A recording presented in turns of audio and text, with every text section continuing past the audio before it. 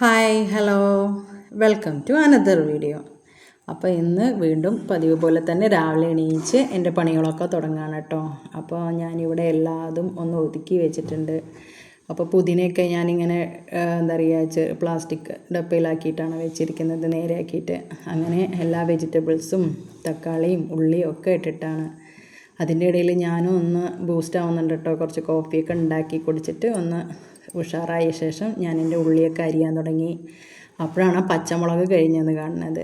അപ്പോൾ വേഗം പോയി തൊടിയിൽ പോയിട്ട് പച്ചമുളകൊക്കെ പറിച്ചുകൊണ്ട് വന്ന് കുറച്ച് നേരം അങ്ങനെ പറിച്ച് നിന്ന ശേഷമാണ് ഇത്രയും പച്ചമുളക് പ്ലേറ്റിൽ ഇതാ കാണുന്നത് കേട്ടോ. അപ്പോൾ അതിൽ നിന്ന് ഒരു 2 എണ്ണം എടുത്തിട്ട് ഞാൻ എൻ്റെ പണികളൊക്കെ തുടങ്ങുകയാണ്.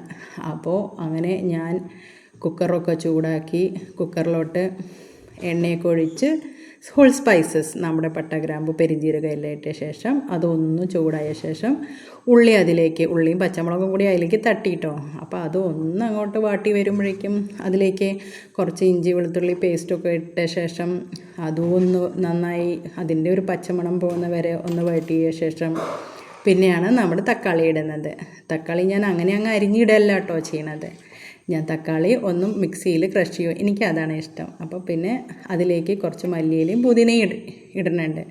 അങ്ങനെ അത് അരച്ച ശേഷം അതും ഇതിലേക്ക് ഒന്ന് തട്ടി നല്ലോണം ഒന്ന് അതിൻ്റെ ഒന്ന് മണം പോകുന്ന വരെയെങ്കിലും വഴറ്റി എടുക്കുക. പിന്നെയാണ് അതിലേക്ക് ബീൻസും ക്യാരറ്റും ഇട്ടിട്ട് നല്ലോണം അങ്ങോട്ട് ഇളക്കിയെടുക്കണം.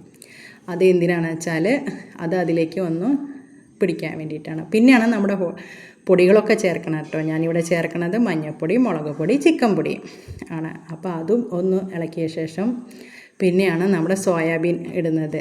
സോയാബീൻ ഇട്ടിട്ട് ഒന്ന് ഇളക്കിയിട്ട് പിന്നെയാണ് നമ്മുടെ കുതിർത്ത് വെച്ച അരി കഴുകിയിട്ട് കുതിർത്ത് വെച്ചിട്ടാണ് കേട്ടോ. ഞാൻ എടുത്തിരിക്കുന്നത് പൊന്നിയരിയാണ്. നിങ്ങൾക്ക് വേറെ ഏതെങ്കിലും അരി വേണമെങ്കിൽ എടുക്കാൻ കുഴപ്പമില്ല, ബിരിയാണി അരിയോ ഏത് വേണമെങ്കിലും എടുക്കാൻ കുഴപ്പമില്ല. ഞാനിവിടെ എടുത്തിരിക്കുന്നത് പൊന്നിയരിയാണ്. അപ്പോൾ പൊന്നിയരി ഇട്ടിട്ടാണ് ഞാൻ ഇന്ന് വെക്കുന്നത്.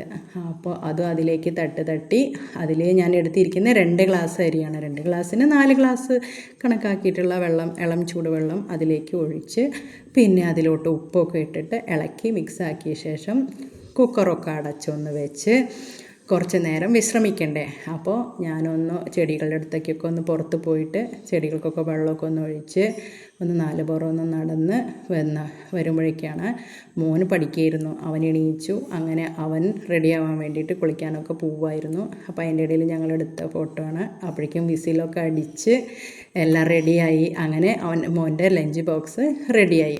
അപ്പോൾ ഞാൻ ഇന്ന് ലഞ്ച് ബോക്സിന് അവനൊരു പൊട്ടാറ്റോ ചിപ്സാണ് കേട്ടോ കൊടുത്തിരിക്കുന്നത്. അങ്ങനെ ഞങ്ങളെല്ലാവരും കൂടി ഒന്നിച്ചിരുന്ന് ഇഡ്ഡലിയും ചട്നിയാണ് ഉണ്ടാക്കിയിരിക്കുന്നത്. അപ്പോൾ അതും കഴിച്ച് അങ്ങനെ ഇന്നത്തെ ദിവസം രാവിലെ കഴിഞ്ഞു. മക്കളൊക്കെ സ്കൂളിൽ പോയി. അപ്പോൾ ഇത്രയേ ഉള്ളൂ. അടുത്ത വീഡിയോ കാണുന്നതായിരിക്കും. ബൈ.